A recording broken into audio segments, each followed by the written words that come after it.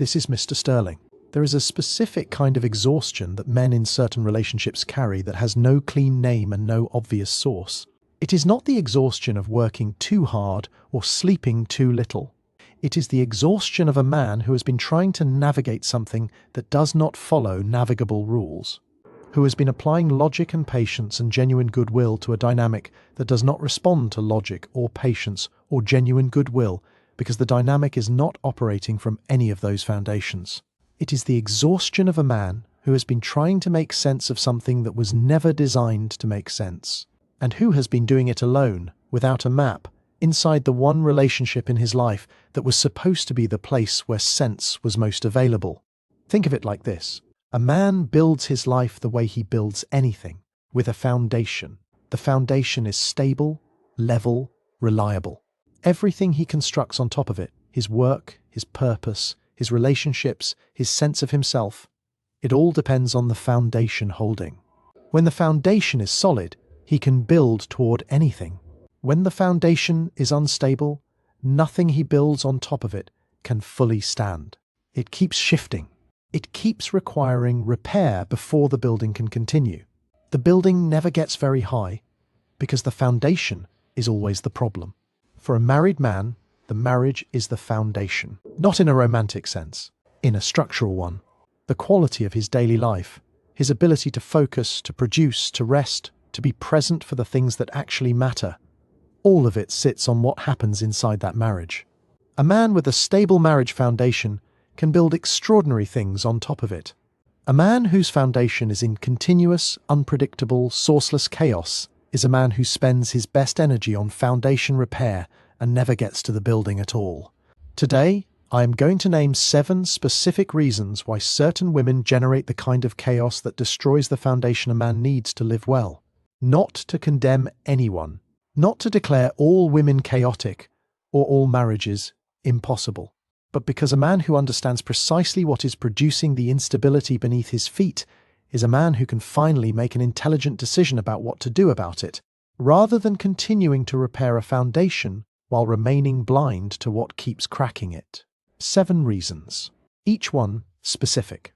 Each one recognizable to any man who has spent months or years trying to navigate a relationship that never seemed to stabilize no matter what he did. 1. She has never been required to examine the beliefs she is living from, and the unexamined beliefs are running everything. Call him Marcus, 47 years old, civil engineer, a man who spends his professional life identifying structural problems in systems before those problems become failures, who looks at a bridge or a building and can identify from the evidence available exactly where the stress is concentrating and what it will eventually produce if nothing intervenes. He is genuinely skilled at this. His employer relies on it. His clients trust it. He cannot do it in his marriage, not because he is less intelligent at home than at work, because the structural problems in his marriage do not originate from a place that responds to structural analysis. They originate from a set of beliefs his wife has been carrying since before he knew her. Beliefs about herself, about men, about what relationships are supposed to provide and what she is entitled to within them, that have never been examined. That arrived fully formed from her childhood and her early experiences and the cultural environment that shaped her, and that have been operating unexamined and unquestioned across the entire arc of her adult life. A belief that has never been examined is not a belief a person holds. It is a belief that holds a person. It operates automatically. It interprets incoming information and produces responses that feel from the inside of them like natural reactions to what is happening, like reality rather than like a particular and possibly distorted lens through which reality is being perceived. She is not aware that she is interpreting everything through these unexamined beliefs. She experiences herself as simply responding to what is happening. And when what is happening does not match what her unexamined beliefs require it to be, the response that arrives is not curiosity or examination. It is the specific defensive certainty of a person whose foundational assumptions have been challenged and who cannot tolerate the challenge because tolerating it would require examining the assumptions. And the assumptions have never been examined. Examining them now would require encountering everything that examining them has successfully kept at bay for decades. The chaos that arrives in the marriage is the output of that unexamined interior, not deliberate, not malicious, simply the automatic expression of a system that has never been assessed, sorted, or brought into honest contact with the reality it is supposed to be responding to. Marcus cannot engineer his way out of this. He cannot identify the structural flaw and repair it because the flaw is not in the structure he has access to. It is in the interior architecture of a person who has never given herself or anyone else access to it. 2. The chaos is a product she generates to avoid a silence she cannot survive. We built this argument in the previous episode, and I want to extend it here because it is the mechanism that underlies everything else in this video. The chaos is not a random output of a difficult personality. It is a managed output. It is what a person generates when the alternative, genuine interior stillness has become something their system treats as a threat rather than a resource. A person who has spent decades successfully avoiding their own unexamined interior has not done so through conscious effort. They have done it through continuous activity, continuous engagement with external things, continuous generation of the social and emotional transactions that keep attention directed outward rather than inward. The phone, the conversation, the drama of managing relationships that require her constant navigation, the domestic agenda that fills every available hour, the conflict that arrives just when things would otherwise have gotten quiet. Each of these is a tool for the same purpose, keeping the interior at a distance that prevents the encounter with what lives there.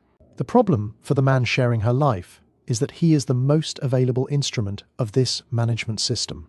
He is present. He responds. He can be engaged. He can produce the specific interaction, whether warm or conflicted, that serves the purpose of keeping her attention externally directed at any given moment. He is, in the architecture of her avoidance, the most reliable resource available. He is being used as a distraction, not because she decided to use him, because the system she is running decided it, automatically, as systems do when they are operating on their programmed logic. He is the nearest available thing that prevents the silence, and preventing the silence is what the system is built to do. The cost of being someone else's primary tool for interior avoidance across years of marriage is the cost of a man who gave his peace in service of someone else's inability to make peace with themselves. That cost compounds, and the compounding produces the specific and depleted version of a man that the world sees and calls checked out, when what he actually is used up. 3. She was given permission to live from her emotional reactions without being required to examine where those reactions come from. There is a cultural permission that has been extended to women across the past several decades that was intended to honor the legitimacy of female emotional experience and that has, in its application, produced a specific and consequential problem: the permission to treat emotional reactions as self-justifying, to hold feelings as their own explanation, to present the existence of a feeling as sufficient grounds for any behavior the feeling produces. The feeling is real. That part is not in dispute. What is in dispute is the assumption that a real feeling is automatically an accurate response to the situation that appears to have produced it. That the feeling, simply because it is felt, is a reliable guide to what is actually happening and to what an appropriate response would be.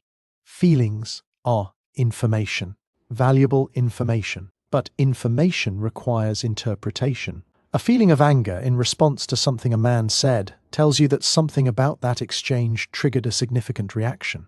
It does not tell you, automatically and without examination, that the man said something wrong. It does not tell you that the anger is proportionate to the trigger.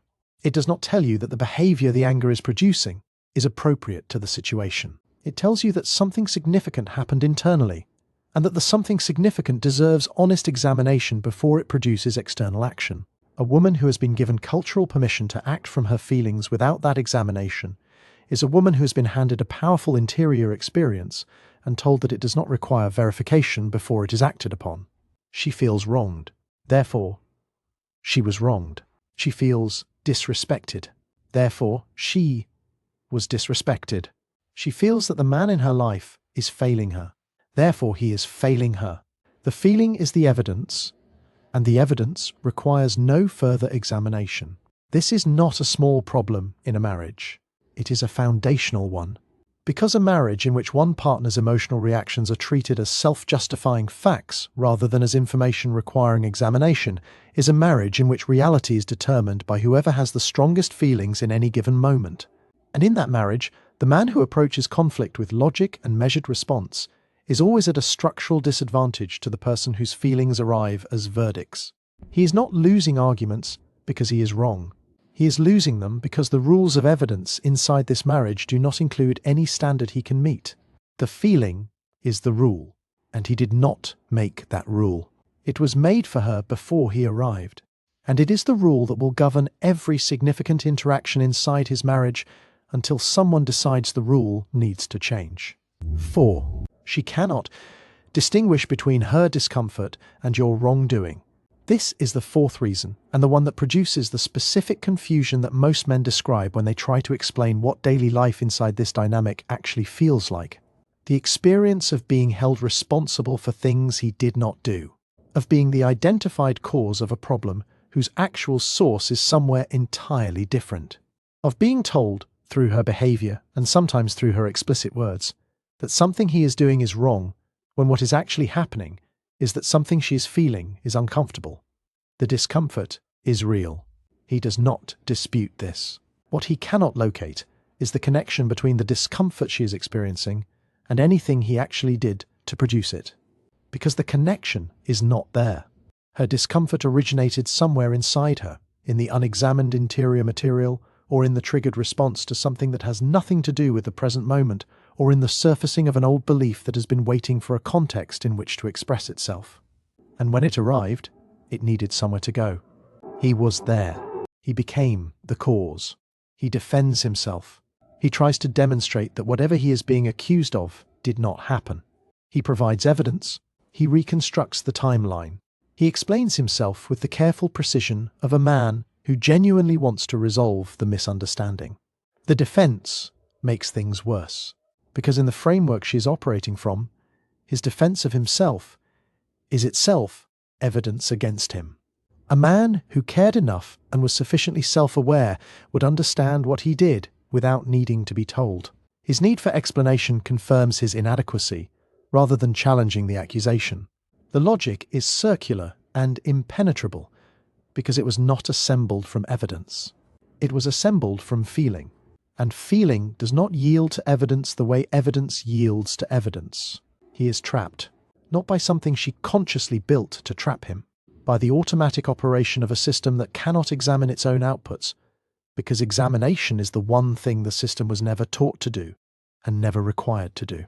And a man who is trapped in that system without understanding what has trapped him is a man who will spend years trying to resolve something that cannot be resolved from the outside, only from the inside, in a place he does not have access to. 5. The foundation of your life is being rebuilt around her instability, and you are losing yourself in the repair work. This is the climax of everything in this video. The single most important and least discussed consequence of living inside a marriage that generates continuous chaos from an unexamined interior.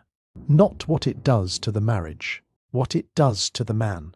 A man whose marriage is a source of continuous instability is a man whose entire navigational system is being thrown off, not just at home, everywhere.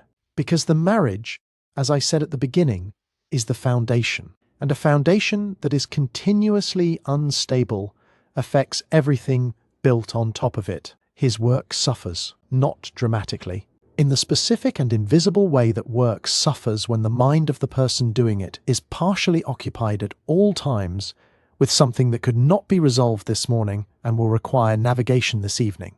The overhead of managing the domestic instability claims a portion of his cognitive capacity that his professional performance was relying on. He is less sharp, less present, less capable of the focused attention that his best work requires.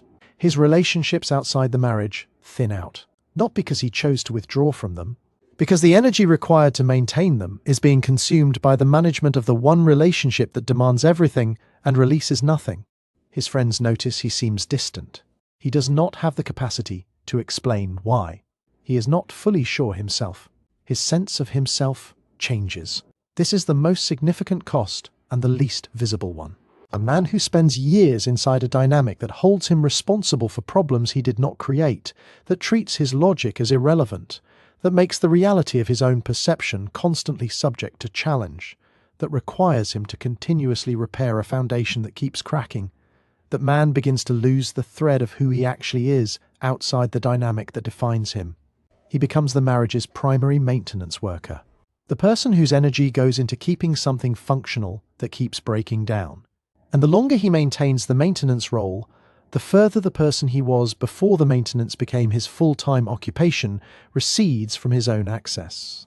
That recession is the real cost, not the arguments, not the chaos, the slow disappearance of a man into the management of a dynamic that was never going to produce what either of them needed from it.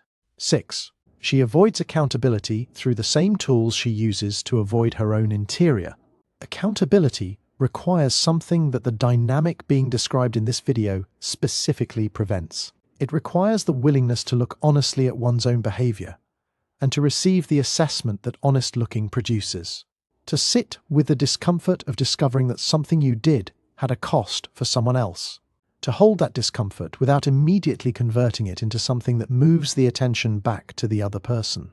A woman who has spent her entire adult life successfully avoiding her own unexamined interior has not developed this capacity. The tools she uses to avoid the interior, the deflection, the escalation, the conversion of her discomfort into his wrongdoing, are the same tools that appear when accountability becomes necessary.